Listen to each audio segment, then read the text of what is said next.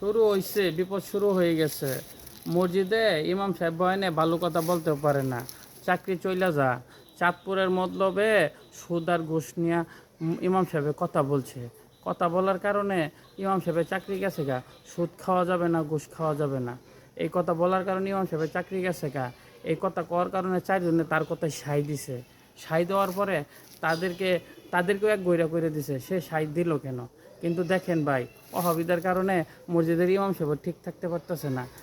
তারা যেটা বলে এটাই বলার উচিত। দেখেন, সাধারণ মুসল্লিরা যদি ইমাম সাহেবকে পিছিয়ে এইভাবে চাপে, তাহলে ইমাম সাহেবরা নামাজ পড়াবে কোথায়? কেমনি কি করাবে?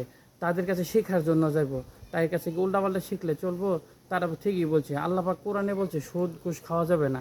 এই কথাটা বলছে সে মসজিদের নববীর ভিতরে মেম্বারে বসা, সুদ ঘুষ খাওয়া যাবে না। এই কারণে তার চাকরি চলে গেছে, তারে দৌড়াইছেও।